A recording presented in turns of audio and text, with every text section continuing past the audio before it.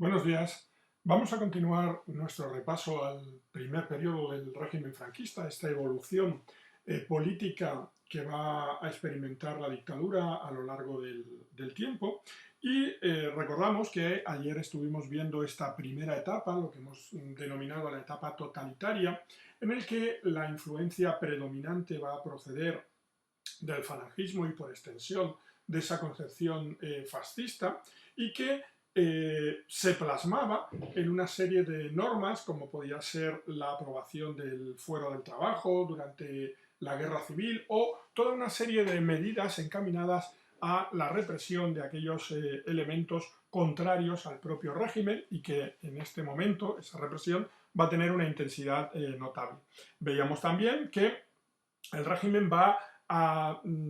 acercarse a las posiciones de las potencias del eje en la guerra mundial, sobre todo tras la conquista alemana de Francia en 1940, y siguiendo una pauta muy parecida a la que había desarrollado Italia, es decir, pasando de la neutralidad a la no beligerancia. Sin embargo, y a pesar de la insistencia de Alemania, España no va a entrar en la Segunda Guerra Mundial y únicamente va a enviarse un contingente de voluntarios, la División Azul, cuando se inicien las operaciones en la Unión Soviética. A medida que el conflicto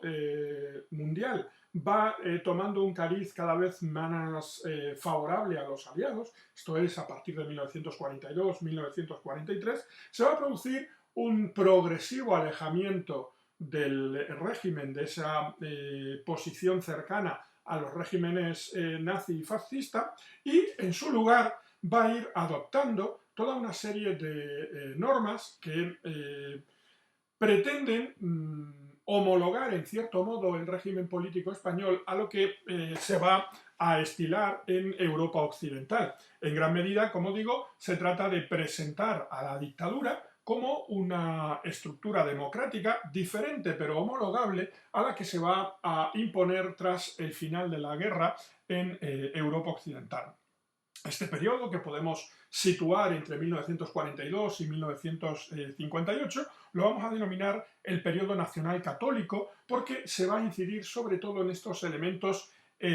tanto de corte nacionalista como de corte más tradicional. Entre los hitos de este periodo está la aprobación en 1942 de la Ley Constitutiva de Cortes, una norma que creaba un estamento representativo, las Cortes, en las que estarían representados en función de distintos bloques, la familia, el sindicato, el municipio, los españoles, a través de entidades que el franquismo va a denominar entidades naturales, orgánicas. Es la expresión más clara de ese modelo que va a conocerse como democracia orgánica. No se trata de una representación democrática, en tanto que el sufragio está limitado y la propia participación en las elecciones está limitado, pero sí que establece determinadas normas o determinadas cuotas de representación. Del mismo modo, la posición internacional va a cambiar. En 1942 el general Jordana va a sustituir a Serrano Suñer y progresivamente se va a proceder a un alejamiento de esas posiciones cercanas al régimen nazi. Por un lado, se va a retornar a la neutralidad y por otro, se va a retirar la división azul del combate. De tal modo que lo que se pretende es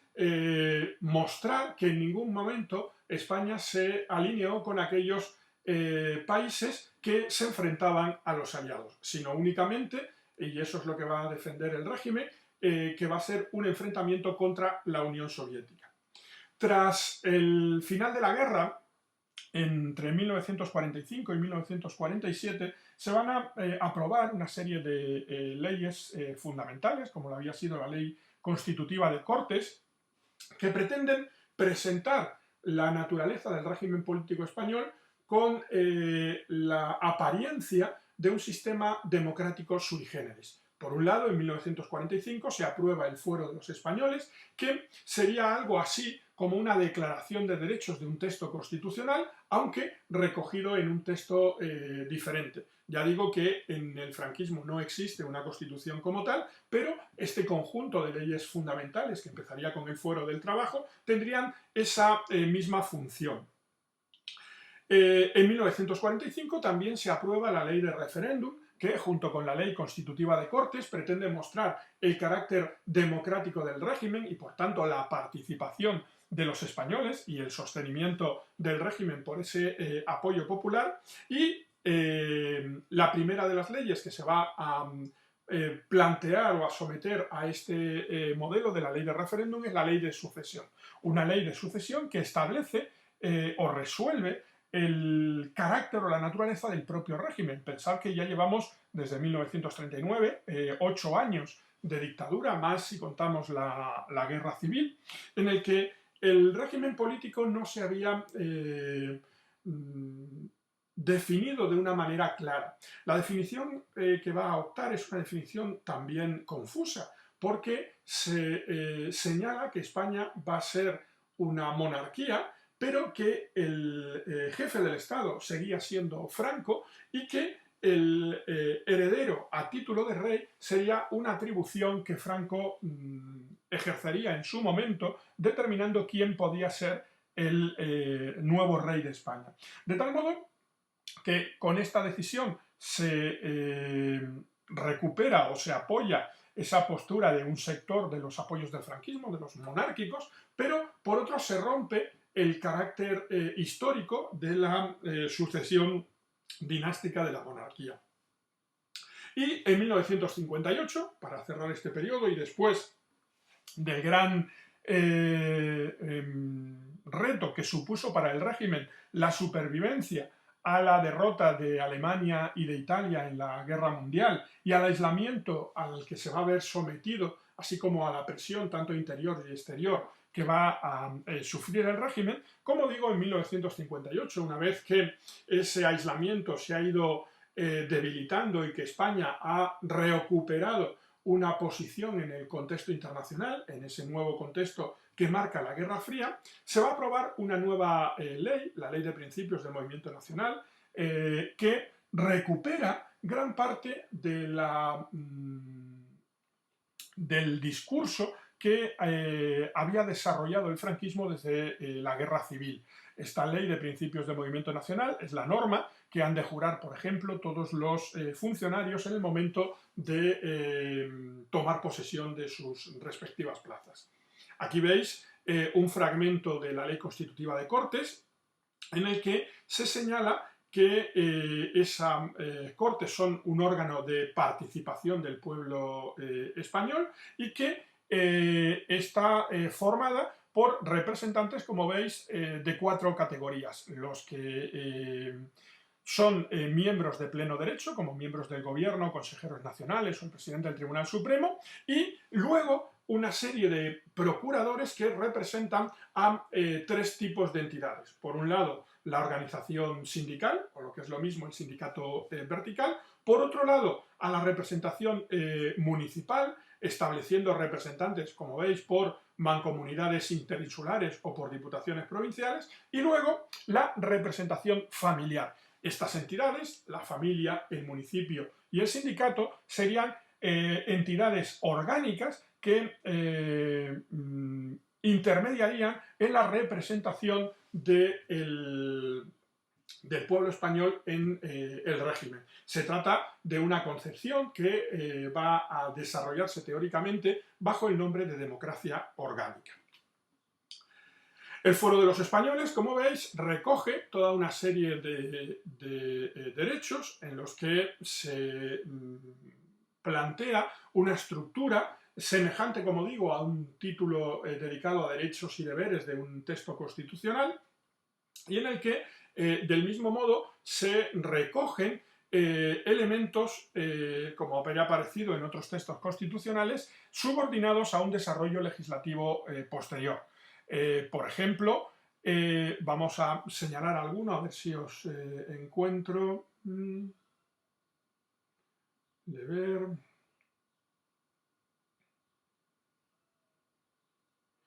Por ejemplo, el artículo 12. Todo español podrá expresar libremente sus ideas mientras no atenten a los principios fundamentales del Estado. Es decir, se establece un principio genérico de las libertades de la primera generación, como era el derecho de libertad de expresión, y sin embargo se ve limitado con esa limitación de la crítica a la propia naturaleza del Estado. La ley de referéndum establece ese carácter de determinadas leyes de poder ser sometidas a referéndum, además de ser aprobadas por las Cortes y votadas por hombres y mujeres, en un concepto de sufragio universal, a partir de 21 años. Esta ley de referéndum será utilizada a lo largo del franquismo en dos momentos, con la ley de sucesión en 1947 y posteriormente con la Ley Orgánica del Estado en 1967. Como decía, esta ley de sucesión establece en su artículo primero que España es un Estado católico, social y representativo que, de acuerdo con su tradición, se declara constituido en reino. Sin embargo, a partir de ahí se señala que la jefatura del Estado corresponde al caudillo de España y de la Cruzada. Como veis, nuevamente esa reivindicación o esa apelación a la guerra civil como fuente de legitimidad, y que únicamente cuando Franco haya cedido esa jefatura del Estado, vacante la jefatura del Estado, habrá un consejo de regencia que será el encargado de proceder a este traslado, a esta transición de poder. Como dice el artículo 6, en cualquier momento el jefe del Estado, o lo que es lo mismo, Franco, podrá proponer a las Cortes la persona que estime deba ser llamada en su día a sucederle a título de rey o de regente. Y establece como condiciones, como veis en el artículo 9, que para ser rey o regente se requerirá ser varón y español, haber cumplido la edad de 30 años, profesar la religión católica, poseer las cualidades necesarias para el desempeño de su alta misión y jurar las leyes fundamentales, así como la lealtad a los principios que informan el movimiento nacional. Esta lista de características, de condiciones, como veis, no incluye la pertenencia a la familia Borbón o a ninguna de las ramas de esa familia, bien sea la carlista o la heredera de Alfonso XIII. Esto abre todo tipo de especulaciones sobre la propia naturaleza que podrá adoptar la monarquía tal y como la concibe el dictador. De hecho, la decisión de elegir un sucesor a título de rey solo se producirá en 1969 y esa elección no cierra del todo las disputas sobre qué habrá de ocurrir una vez que muriese el dictador. Las medidas que ha ido tomando el régimen en su intento de homologarse, siquiera formalmente, a los regímenes democráticos de Europa Occidental, no van a ser suficientes para evitar la condena internacional de un régimen al que se le ve estrechamente vinculado con las potencias derrotadas en la Segunda Guerra Mundial. Así, en 1946, apenas unos meses después de la creación en la Conferencia de San Francisco de la ONU, esta nueva organización, la Organización de Naciones Unidas, va a condenar al régimen, veremos el texto posteriormente, y va a proceder a un embargo, a un aislamiento que va a asfixiar la economía española y que va a hacer muy difícil la supervivencia del franquismo. De hecho, no van a ser pocos los que consideren que el régimen franquista apenas iba a ser capaz de sobrevivir unos pocos meses a la caída de los que se consideraban sus valedores, Italia y Alemania. Sin embargo, hay una serie de países, como son Portugal, gobernado por Salazar, en ese momento el dictador en Portugal, en un régimen también de naturaleza corporativa y de inspiración católica, lo que se conoce como el Estado Novo, y que tiene importantes similitudes con el régimen franquista y que ya había ya había apoyado a los franquistas desde la Guerra Civil y va a mantener, como digo, esa colaboración. Del mismo modo va a ser importante el apoyo de la Argentina, comandada por el general Juan Domingo Perón, al que veis en la fotografía, que dirige un régimen de naturaleza populista, muy cercano ideológicamente a posiciones fascistas y que va a ser fundamental en el envío de alimento, así como por la visita propagandística que va a realizar su mujer, Eva Perón, protagonista, por ejemplo, de un musical, a España. Y finalmente, el propio apoyo de la Santa Sede, en la que el Papa Pío XII mantendrá abierta los vínculos diplomáticos entre España y el Vaticano. La ONU, el 12 de diciembre de 1946, como veis en este texto, que es uno de los textos que tenemos que comentar para la prueba de BAU, va a sancionar al régimen de Franco. Considera que por origen, naturaleza, estructura y comportamiento general, como veis en el apartado A, es un régimen fascista y que durante la guerra va a apoyar a Hitler y a Mussolini. Y que el carácter de este régimen es un carácter que no representa en ningún caso al pueblo español y por tanto a la espera de que se produzca un cambio en la estructura política de España y se establezca un gobierno representativo, se propone, como veis al final, la retirada inmediata de embajadores y ministros plenipotenciarios. Este aislamiento internacional al que España se ve sometida, de igual modo se le excluye de la recién creada Organización de Naciones Unidas, va a provocar, como digo, una situación de bloqueo internacional especialmente complicada en un país que en gran parte, sobre todo en lo que se refiere a la adquisición no solo de alimentos, sino también de productos energéticos, va a depender del exterior. Como veremos en un tema posterior, es el periodo en el que la autarquía como modelo económico de inspiración fascista va a ser el modelo económico escogido por el propio régimen. La visita a España en 1947 de la mujer de Juan Domingo Perón, de Eva Perón, va a convertirse en un acontecimiento que va a presentar no solo la figura de esta persona, de Eva Perón, especialmente importante por su apoyo a la figura de su marido, el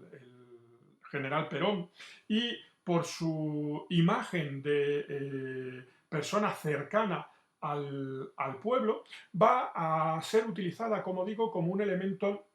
de muestra de apoyo, además de suponer un importante aporte de recursos, especialmente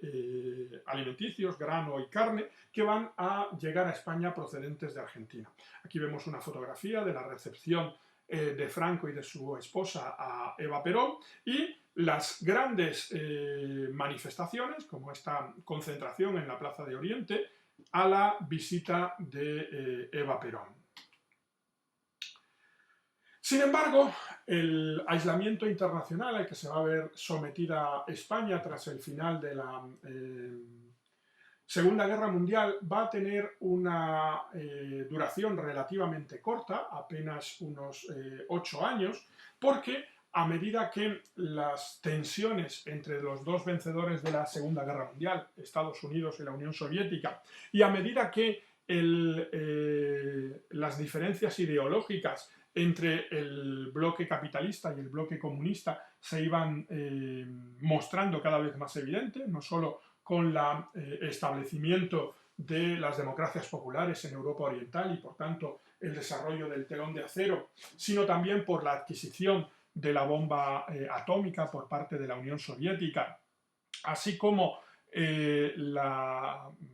aparición de las primeras fricciones importantes, como es el bloqueo de Moscú por parte de la Unión Soviética, de Moscú, perdón, de Berlín por parte de la Unión Soviética,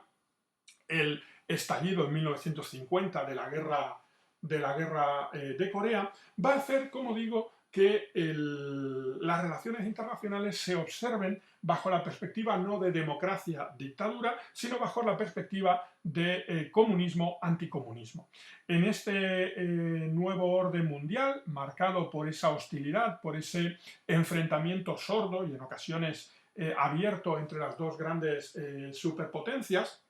el régimen franquista va a poder hacer valer su carta de régimen anticomunista, además del carácter estratégico que su posición geográfica tiene para controlar un punto fundamental como es el estrecho de Gibraltar, así como para convertirse en una base intermedia en el despliegue de un posible ejército norteamericano en caso de un conflicto, de un tercer conflicto mundial. Entre 1953 y 1959, el régimen va a ir consiguiendo integrarse de una forma eficaz para sus intereses en este nuevo orden mundial. En 1953 firma con los Estados Unidos unos acuerdos militares, en principio limitados, porque establecían la posibilidad para los norteamericanos del establecimiento de bases militares en territorio nacional, y a cambio el ejército recibía material militar moderno procedente de los Estados Unidos. Más allá del alcance, como digo, limitado del acuerdo en sí, lo que sí establece es un marco de relaciones entre la administración Eisenhower, que va a gobernar los Estados Unidos tras el final del mandato de Truman, marcadamente hostil hacia el régimen de Franco, y que procederá, como digo, a un acercamiento cada vez mayor entre el régimen franquista y este mundo occidental liderado por los Estados Unidos. Ese mismo año se firma el concordato, un nuevo concordato con la Santa Sede, que sustituye al firmado en 1851 y que renueva, como digo, el vínculo estrecho entre la Iglesia Católica y el propio régimen franquista. Fruto de esta muestra de distensión, en 1955, y tras el apoyo de gran parte de los países iberoamericanos, impulsado en gran medida por el apoyo, en última instancia, de los Estados Unidos, España entra en las Naciones Unidas. 10 años después de su creación, como digo, ese organismo que había condenado en 1946 al régimen franquista, ve cómo este régimen entra en calidad de miembro de pleno derecho. En 1956, y en el contexto de los procesos de descolonización que están teniendo lugar en todo el mundo después de la Segunda Guerra Mundial, y en concordancia con lo que ocurre en la otra parte del territorio marroquí, en la que controlaba Francia, se procede a la descolonización de Marruecos, por tanto al abandono de ese protectorado que se había situado en el norte del país magrebí. Y como remate, como expresión plástica de esta finalización del aislamiento, tenemos la visita que en 1959 va a realizar el presidente Eisenhower, que pasará unas horas en Madrid, al inicio de su gira europea. De este modo se expresa de manera gráfica, de manera plástica, ese reconocimiento del régimen como un régimen más dentro del marco de países del bloque occidental. El acuerdo hispano-norteamericano de 1953 suponía el establecimiento de una serie de bases aéreas, tanto en Rota como en Morón, Torrejón, Zaragoza.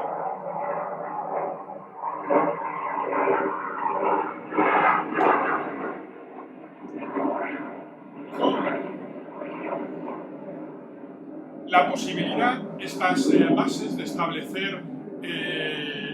aviones con capacidad de transporte de material nuclear, de bombas nucleares. De hecho, va a haber años más tarde un famoso incidente cuando un bombardero, no un cazabombardero, un bombardero norteamericano B-52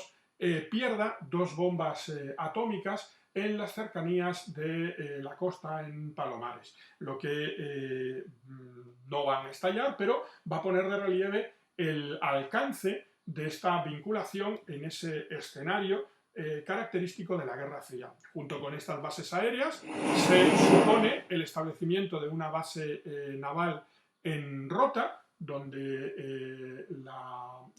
sexta flota, creo recordar, norteamericana, va a tener una de sus bases, lo que unido a la existencia de una base naval de la OTAN en Gibraltar y a la existencia también de la capacidad para albergar submarinos nucleares, permite a los Estados Unidos, como digo, controlar desde un punto de vista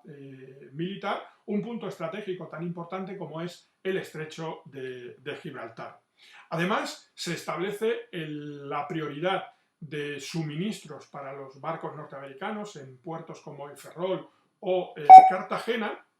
así como el establecimiento de una estación de radar en Mallorca, de Puigmayor, que monitoriza las comunicaciones procedentes del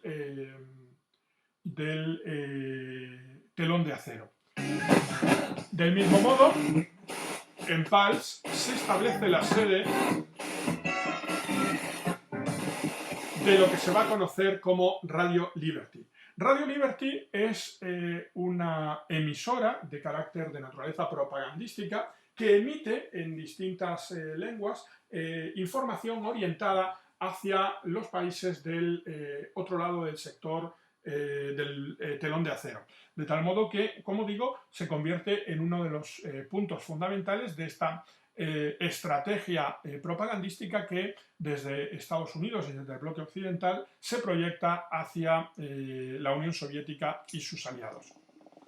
Para garantizar el suministro de recursos energéticos, se construye un oleoducto que desde Rota hasta Zaragoza va a permitir, como digo, el traslado de hidrocarburos necesarios para estas instalaciones. A cambio, el régimen obtenía, como digo, material para modernizar el ejército. Recordad que os decía que, por ejemplo, que hasta este momento los carros de combate con los que contaba el ejército español eran principalmente los que se habían recuperado de los que los soviéticos facilitaron a la República, y más importante que eso, va a suponer, como digo, el establecimiento de relaciones ya más fluidas entre Estados Unidos y el régimen franquista. El Concordato de 1953 establecía no solo el carácter confesional del régimen, sino el estrecho vínculo que Iglesia y Estado van a mantener legitimando o relegitimando de este modo el régimen franquista como un régimen en gran medida defensor de esa civilización cristiana, algo especialmente importante porque, como vimos, es uno de los elementos que en el discurso del propio régimen se presenta como legitimadores del mismo, esa defensa de la civilización cristiana, esa carácter de cruzada que la guerra civil habría tenido. Aquí veis una imagen en la que los embajadores españoles, Martín Artajo y Castilla, están observando la firma del concordato. Y en 1955, como veis en esta foto de la primera presencia de España en la ONU, España entra como miembro de pleno derecho en la ONU, de tal modo que ese aislamiento que se había establecido en 1956 se rompe. La visita de Eisenhower es la expresión plástica de este regreso del régimen de Franco al concierto de las naciones occidentales. Durante unas horas va a ser recibido en Madrid y va a verse, como veis en las imágenes, recibido por millares de personas que a lo largo de las calles de Madrid van a mostrar la cercanía. La imagen de Franco con Eisenhower, como veis en esta imagen, es una expresión plástica de la cercanía que existe entre el régimen franquista y la primera potencia del mundo occidental. Una vez superado este aislamiento internacional, como hemos visto, en 1958 se va a aprobar una nueva ley fundamental, que es la Ley de Principios del Movimiento Nacional, y que recupera gran parte de la retórica de épocas anteriores. La definición de España como unidad de destino en lo universal procede de la propia retórica falangista. Recuperamos, como digo, un discurso en gran medida que nunca se había abandonado, pero que a medida que el periodo de mayor influencia falangista, el que sigue directamente a la finalización de la Guerra Civil Española, se va alejando, el falangismo se va a ver reducido en cuanto a su importancia o va a perder su influencia dentro del movimiento nacional, estableciéndose una diferencia entre lo que se conocían como camisas viejas, es decir, los falangistas de la primera hornada, frente a las camisas nuevas de los que han ido integrándose en ese movimiento nacional de forma generalizada y con posterioridad a la finalización del conflicto. Esta definición falangista no deja de ser una licencia retórica, en el sentido de que no es que se vuelva a una concepción fascista del régimen, sino que se incide en gran medida en los mismos principios de la tradición nacional católica. La confesionalidad del Estado o el carácter corporativo del régimen en torno a esas tres instituciones, familia, municipio y sindicato, que se consideran intermediadoras entre la población y el propio Estado, y que serían las expresiones orgánicas, las expresiones naturales de participación política. La Ley de Principios del Movimiento Nacional recoge o intenta institucionalizar esa concepción que conocemos como democracia orgánica. Por último, en consonancia con lo que establecía la ley de sucesión, se establece como forma política la monarquía con las siguientes categorías. Es una monarquía tradicional, católica, social y representativa. Sin embargo, no ha cerrado todavía la decisión de quién va a ejercer esa futura quién se va a ceñir esa futura corona, porque el jefe del Estado, en este caso Franco, todavía no ha determinado quién puede ser el sucesor. Aunque, como veis en la imagen, ya el futuro rey Juan Carlos I va a residir en España tras un acuerdo entre el propio Franco y su padre, don Juan de Borbón, de que el príncipe se educaría en España. Esa educación del príncipe Juan Carlos en España no es, sin embargo, una garantía segura de elección, sobre todo una vez que la nieta de Franco, la hija de su única hija, se case con el primo de don Juan Carlos, Alfonso de Borbón, y se plantee una posible alternativa. Ya digo que la ley de sucesión no establecía la necesidad de que el futuro rey de España perteneciera a ninguna familia en concreto. Como veis, la ley de principios del movimiento nacional establece esos elementos básicos, como es esa definición falangista de unidad de destino en lo universal, en expresión del propio José Antonio Primo de Rivera, que subordina cualquier interés individual, como veis, al servicio de la unidad, grandeza y libertad de la patria, deber sagrado y tarea colectiva de los españoles. Establece nuevamente ese carácter católico, confesional, y señala el elemento nacional, la comunidad nacional, esa unidad del hombre y la tierra, o la comunidad nacional en el hombre como portador de valores eternos. Otra expresión de origen falangista. Esta concepción nacional católica va a expresarse políticamente en esa concepción de entidades naturales de la vida social, como dice el artículo 6, como son la familia, el municipio y el sindicato, que pretenden encauzar la participación política de forma natural, orgánica, frente a una expresión inorgánica que sería la propia de la democracia liberal, articulada en base a intereses contrapuestos entre partidos enfrentados. A partir de 1960 y tras el éxito de una norma que va a estabilizar la economía española y que va a impulsar el desarrollo económico, se van a iniciar una serie de cambios, de transformaciones, no solo en el ámbito económico, sino también en el ámbito político. El régimen político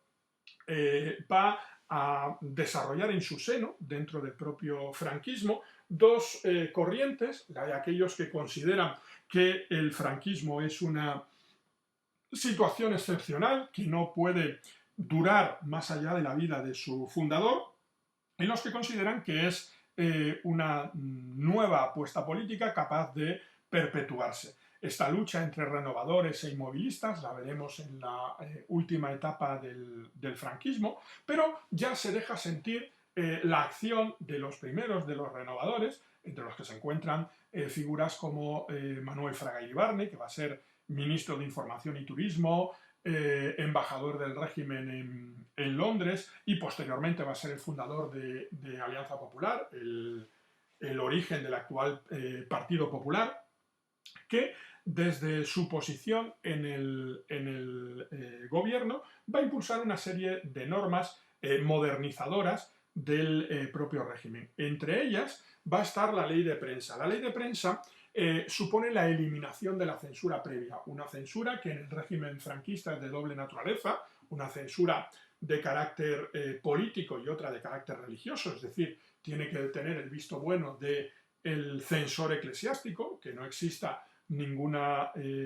norma contraria a la doctrina y la moral católica. A modo de ejemplo, durante este periodo existía una categoría de la censura en las películas, es decir, no solo había películas que se prohibían, pero que aquellas que se exhibían venían precedidas de una recomendación moral que incluía la categoría 4R, que era gravemente perjudicial. Por poneros un ejemplo, la película Hilda, especialmente conocida, al tratarse de la primera película de la historia del cine occidental en la que se le da una bofetada a una mujer, a Rita Hayworth, va a ser considerada gravemente perjudicial para la moral. Pero junto a esto tenemos también una censura de carácter político que en ocasiones va a actuar sin un criterio muy claro. Algunos de los censores van a ser personas especialmente dotadas. Pongo un ejemplo: Camilo José Cela va a participar durante parte de su vida como miembro de esta censura, pero que en otras ocasiones se guiaba por decisiones completamente arbitrarias. Voy a contaros una anécdota que resulta, a mi modo de ver, pues bastante indicativa de la naturaleza de esta censura. Una censura que en ocasiones, pues bueno, impulsaba visiones que no estaban ni siquiera en las propias mentes de los creadores. Así se le dan lecturas de naturaleza política a obras que no lo son. Estoy pensando en una película de los años 70, de finales del régimen, como es La cabina, que fue vista como una metáfora del propio régimen franquista, y su director y guionista, Antonio Mercero, considera que no tenía mayor relevancia que la historia de un hombre que se queda atrapado en una cabina. Bueno, a lo que iba, la anécdota que os quería contar es la de la publicación de una obra que va a ser prohibida. La obra se titulaba El problema de España en la literatura, y su autora era la mujer del filósofo y discípulo de Ortega, Julián Marías, el personaje que vimos como autor de esa frase de resumen de la Guerra Civil Española. La mujer de Julián Marías, la madre, por ejemplo, del escritor Javier Marías o de el académico Fernando Marías, se llamaba Dolores Franco. Claro, el problema para la censura es que en un título no podían existir las expresiones Dolores, Franco y Problema de España en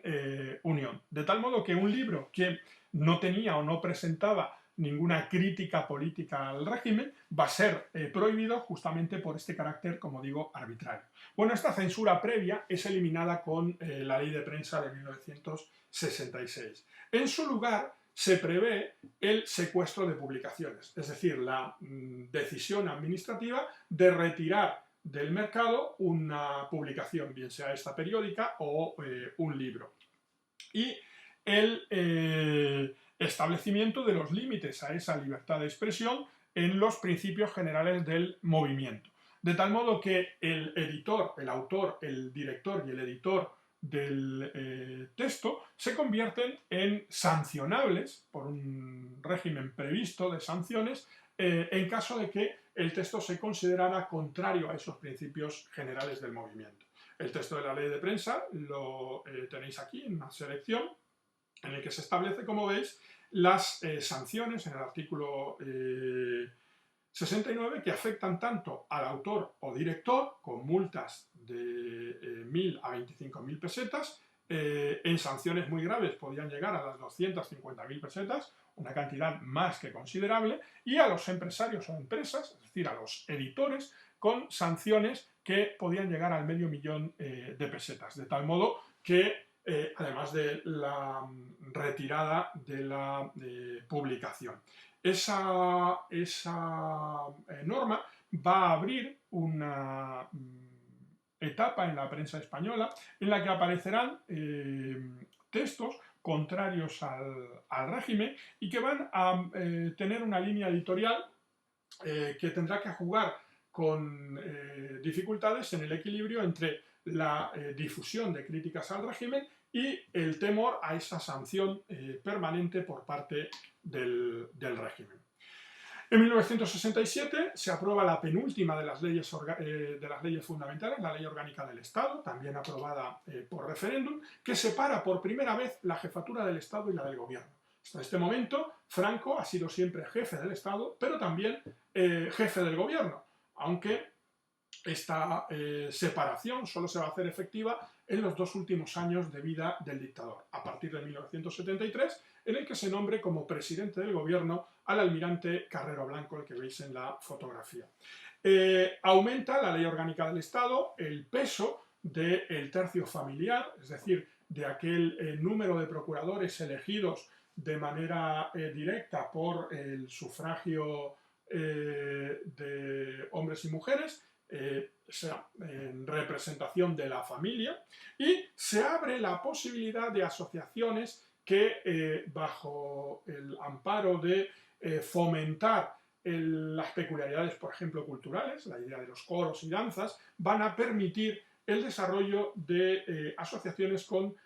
identidad o con significación política. Aquí veis parte de ese texto de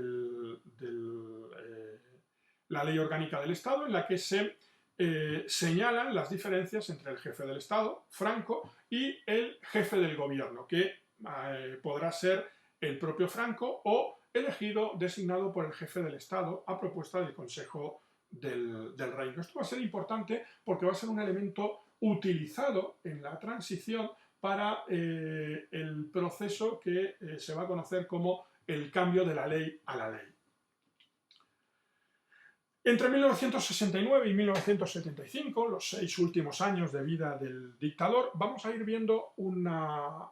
transformación del régimen a medida que avanzaba la vida del propio dictador y se acercaba lo que se esperaba, el hecho natural, es decir, la muerte del propio Franco. El eje principal de las tensiones en este momento dentro del propio régimen va a establecerse entre aquellos que consideran que el franquismo es una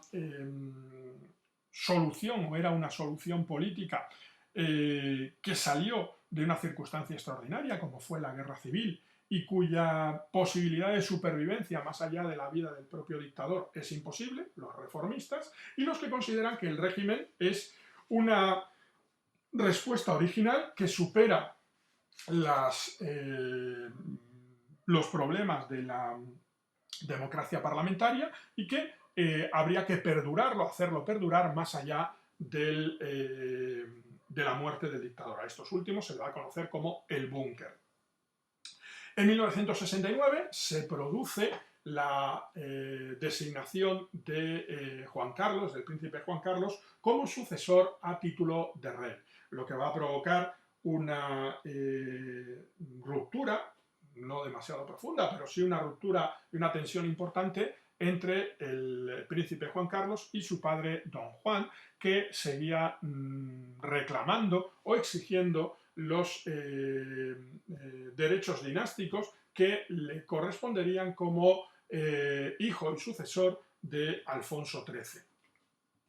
En 1973, el colaborador y amigo de Franco, al que ha nombrado presidente del gobierno, por primera vez el almirante Luis Carrero Blanco, al que veis en la primera fotografía, va a ser asesinado por ETA en un atentado especialmente impactante en las Navidades del año 73. En 1975, en plena agonía del dictador, se va a producir también la denominada Marcha Verde, una invasión de una multitud de personas desarmadas sobre el territorio del Sáhara español, un territorio que estaba sujeto a descolonización, según determinaba la propia ONU, pero que no formaba parte de Marruecos y que sin embargo va a ser cedido a Marruecos y Mauritania en los acuerdos de Madrid, para que finalmente, como sucede en la actualidad, todavía quede pendiente de descolonización y ocupado por el régimen marroquí. En noviembre de 1975, tras una larga agonía, va a morir el dictador, poniendo fin así a la dictadura franquista y abriendo el periodo de la transición política que estudiaremos en el bloque siguiente. Este texto os muestra pues, esa comunicación que Juan Carlos le realiza a su padre, a don Juan, en el que le indica la decisión de Franco de nombrarle sucesor a título de rey y la decisión que ha tomado de aceptarlo, a pesar de que esto supone negarle los derechos dinásticos a su padre, entendiendo que era la única forma en la que podría retornar la monarquía al país. Veremos que esto únicamente se resolverá cuando, años más tarde, don Juan renuncia a sus títulos dinásticos en favor de su hijo y confluyan en Juan Carlos tanto la designación del propio Franco como los derechos dinásticos de la propia sucesión monárquica de los Borbones. Aquí veis una foto de Franco y Juan Carlos. A partir de este momento, como digo, el príncipe Juan Carlos va a ser un personaje asiduo a los más altos puestos del Estado, aunque su designación, que ha cerrado una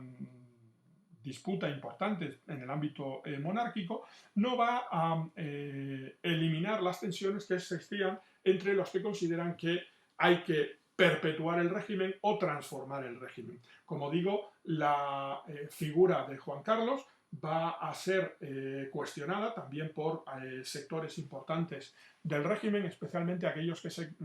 consideran más leales al legado del propio dictador. Otra fotografía de esta cercanía, tanto de militar como de civil, o una fotografía que presenta a algunos de los protagonistas de estos años que van, pues ya digo, desde 1972-73 hasta 1976. No solo vemos en primer plano a el dictador con el príncipe Juan Carlos. En segundo plano está el almirante Carrero Blanco y el preceptor del rey, el político que va a idear el modelo de transición española, que es Torcuato Fernández Miranda. Este es el momento de juramento por parte de Juan Carlos I de los principios fundamentales del movimiento, como digo, ese elemento que la propia ley de sucesión va a fijar como necesario para ejercer ese papel de sucesor a título de rey. Dos de las figuras que pueden ejemplificar esa ruptura dentro del propio régimen entre inmovilistas y reformistas serían las figuras de Fraga, como uno de los dirigentes más claramente reformistas, no es el único. Podríamos ver el propio José María de Areilza o algunos más, el propio Torcuato Fernández Miranda, y el almirante Carrero Blanco como ejemplo de aquellos que consideran que el régimen franquista tiene elementos valiosos en sí mismo, más allá de la propia figura del dictador, para poder perpetuarse incluso con la desaparición de la figura de Franco. El atentado del 20 de diciembre de 1973 va a ser un aldabonazo tremendo a la sociedad española, porque supone la irrupción de lo que se va a convertir en una lacra que va a castigar a la sociedad española a lo largo de finales del siglo XX, comienzos del siglo XXI, como es el terrorismo de carácter nacionalista e izquierdista que va a protagonizar ETA. No va a ser el único terrorismo existente, como veremos, pero sí el que va a tener una mayor influencia y letalidad en la sociedad española. Este va a ser su primer gran atentado, en el que va a asesinar al presidente del gobierno, quinto presidente del gobierno asesinado por terroristas, al colocar una carga explosiva en medio de la calle Claudio Coello, aprovechando que el presidente del gobierno realizaba siempre la misma rutina, escuchaba misa y seguía la misma ruta al salir del colegio de los jesuitas. Aquí se produce el hoyo, para que os hagáis una idea de la intensidad de la explosión. Va a aparecer el coche en el interior del patio del colegio, y es un colegio que tiene una altura de más de tres pisos. El presidente no va a ser el único asesinado, también murió en ese asesinato su conductor. Y, como digo, ese asesinato va a abrir una época de tensión en los últimos años, entre el 74 y el 75, anteriores a la muerte de Franco. El texto que estáis viendo es la opinión que expresa la ONU con respecto a los derechos que pudiera tener Marruecos sobre el Sáhara Occidental. Como dice, señala que la Corte de la ONU no comprobó que existieran vínculos jurídicos capaces de modificar la aplicación de la resolución 1514 en lo que se refiere a la descolonización del Sáhara Occidental. Es decir, que el Sáhara Occidental, siguiendo el propio principio de autodeterminación, debería haberse convertido en un Estado independiente. Finalmente va a ser, como digo, ocupado por Marruecos y Mauritania y, en última instancia, integrado en el Reino de Marruecos. Esta es una imagen de la Marcha Verde, iniciada el 6 de noviembre de 1975, en el que millares de civiles marroquíes van a acudir, tanto en camiones como a pie, a la frontera entre entre el Sáhara Occidental español y Marruecos, una frontera que se encontraba minada y donde está situado el ejército. La situación de esta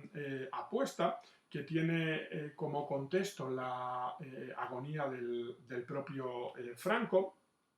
supone no solo la realización de un proyecto expansionista por parte de Marruecos, sino es una muestra de la dificultad del momento y de la elección que va a tomar el aliado principal de ambos países, que es Estados Unidos. Ante la incertidumbre que se abre en la España posterior a la muerte de Franco, Estados Unidos apoya las pretensiones de su aliado magrebí ante el temor de que se pudiera producir una situación revolucionaria que acercara al futuro régimen español al bloque soviético. Aquí veis imágenes de esta defensa de la frontera con el plantado de minas y, sin embargo, la crisis se va a resolver de forma rápida con una entrega bastante ignominiosa por parte de las autoridades españolas el 14 de noviembre de 1975 de sus obligaciones como potencia colonizadora de llevar a cabo ese referéndum de autodeterminación a Mauritania y Marruecos. Lo que veis en este texto, la firma del Acuerdo de Madrid. Arias Navarro va a ser el último presidente del gobierno de Franco, va a suceder en 1973 al asesinado Carrero Blanco, y en febrero de 1974 va a dar a conocer su programa político con lo que se va a conocer como el espíritu del 12 de febrero, llamado así por el discurso que emite ese día y que potencia la posibilidad de un aperturismo al asociacionismo político. Sin embargo, ese espíritu del 12 de febrero se va a ver muy pronto sofocado con las tensiones que se generan con la Iglesia Católica, una tensión que ha ido creciendo, como veremos en temas posteriores, desde el desarrollo del Concilio Vaticano II, con la homilía del obispo Añoveros, que defiende los derechos colectivos del pueblo vasco, por tanto, muy cercana a las posiciones del nacionalismo vasco y singularmente a las propias posiciones que justifican o defienden el terrorismo etarra, o con la ejecución de Salvador Puig Antich, un militante anarquista que va a ser ejecutado tras asesinar a un policía y que va a desatar una ola de protestas tanto dentro como fuera del país. El texto del espíritu del 12 de febrero señala, como digo, esa posibilidad del derecho de asociación y, por tanto, la apertura del régimen a una nueva realidad en la que las distintas posiciones multipartidistas romperían esa homogeneidad forzosa que marcaría el movimiento nacional y que, como vemos, se va a ver roto por la defensa que desde sectores de la Iglesia o desde la propia oposición antifranquista se va a producir. Aquí veis un fragmento de esta homilía del obispo Añoveros. Con esto acabamos la evolución política del régimen. El próximo día empezaremos a ver la evolución económica y social del régimen franquista. Lo dejamos aquí por hoy.